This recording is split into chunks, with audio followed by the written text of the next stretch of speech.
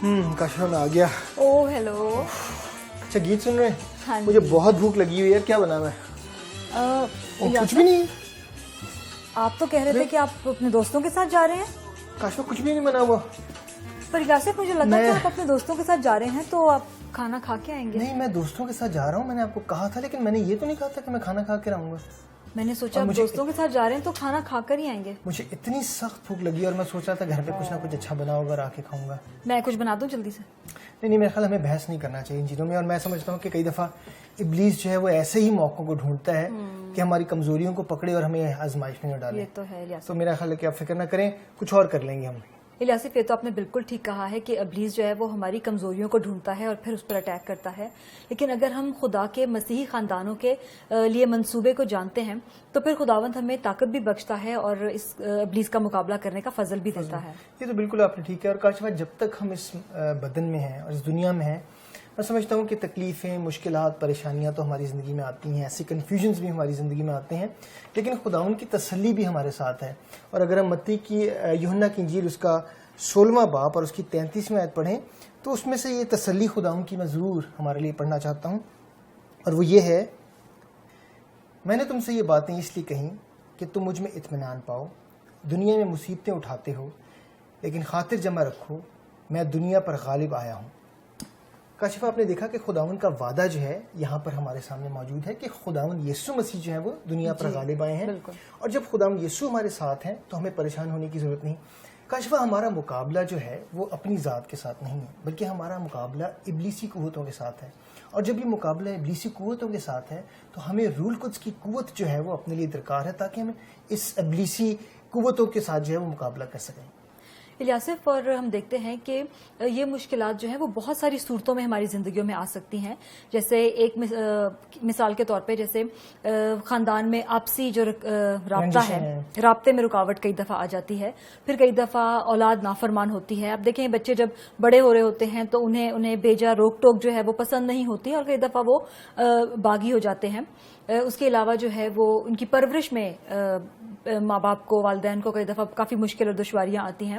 उसके साथ ही साथ आप देखिए कि माली मुश्किलात भी कई दफ़ा इंसान के ऊपर आ जाती हैं और यही वजह होती है कि ये मुश्किलात और परेशानियाँ उठाते उठाते जो है वो रिश्तों में दरारें आने लगती हैं। बिल्कुल काशिफा, और हमारा मुश्तरका दुश्मन जो है वो इब्लीस है।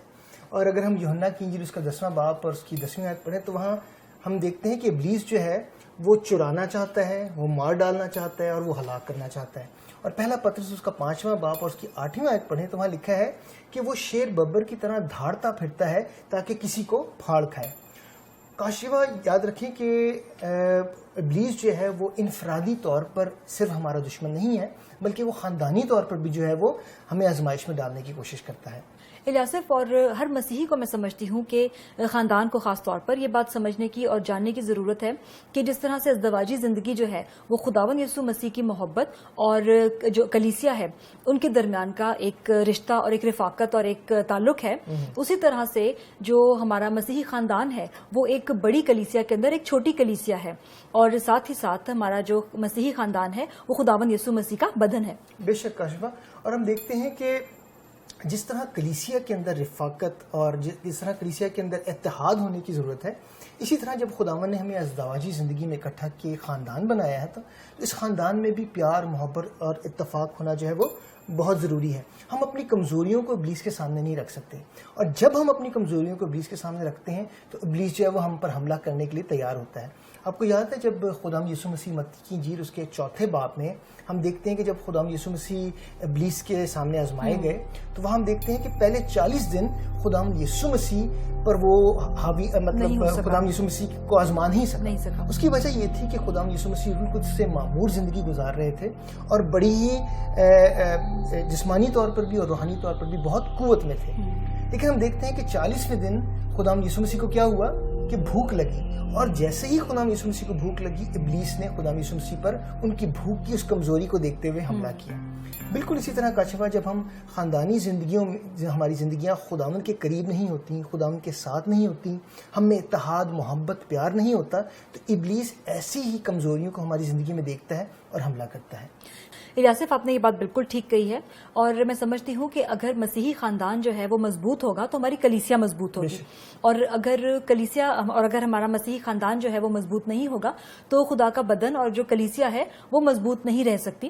اور میں سمجھتی ہوں کہ ابلیس جو ہے وہ اس بات کو بہت اچھے طور سے جانتا ہے، اس لیے میرا خیال ہے کہ ہمیں کلام مقدس سے اپنی رہنمائی میں اپنی زندگی کو بسر کرنا چاہیے. اسی طرح سے ہم ابلیس سے اپنے آپ کی حفاظت کر سکیں گے اور مقابلہ بھی کر سکتے ہیں. بالکل. اور ہم دیکھتے ہیں کہ کاشفہ خاندانوں میں اتحاد، محبت، پیار، یکجہتی قائم کرنے کے لیے ہمیں اپنے خاندان کے ساتھ وقت گزارنے کی ضرورت ہے، ان کے ساتھ دعا کرنے کی ضرورت ہے، ان کے ساتھ عبادت کرنے کی ضرورت ہے، اپنے خاندان کے ساتھ بیٹھ کر کلام کا مطالعہ اور کلام کو سیکھنے کی ضرورت ہے. اور یہ ساری چیزیں جو ہیں وہ آپ کو اس قابل بناتی ہیں کہ آپ روحانی طور پر اور مضبوط ہو سکیں، روحانی بالیدگی میں ترقی حاصل کر سکیں. اور جس وقت یہ ہوتا ہے تو ہم روحانی طور پر بہت مضبوط ہوتے ہیں. اور جب ہم روحانی طور پر مضبوط ہوتے ہیں تو خدا کے کلام کے مطابق خدا کا کلام کیا کہتا ہے کہ ابلیس کا مقابلہ کرو تو وہ تم سے بھاگ جائے گا. آپ کا کیا خیال ہے کہ اگر ہم روحانی طور پر کمزور ہیں تو ابلیس کا مقابلہ کر سکتے ہیں؟ بالکل نہیں. اسی طرح جس وقت ہم روحانی طور پر اپنی مضبوطی اپنے خاندان کے اندر پیدا کرتے ہیں تو ہی ہم ابلیس کا مقابلہ کریں گے، تو ابلیس ہم سے بھاگ جائے گا.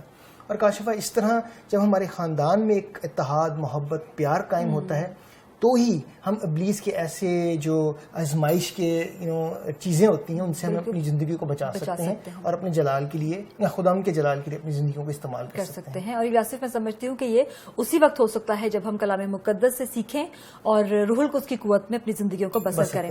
تو میں چاہتی ہوں کہ جو کچھ بھی ہم نے سیکھا ہے اس کو اعادہ کریں. خاندان خدا کی طرف سے بنتا ہے اور وہی اسے برکت دیتا ہے اور اپنی بادشاہت کے لیے مختلف طریقوں سے استعمال کرتا ہے. خدا کے مسیحی خاندان کے لیے منصوبے کو جاننے سے ہم بہت ساری آنے والی مشکلات سے بچ سکتے ہیں. مشکلات کا آنا ضرور ہے کیونکہ جب تک ہم اس گناہ کے بدن میں ہیں یہ مقابلہ ابلیس سے ہے، نہ کہ اپنی ذات سے.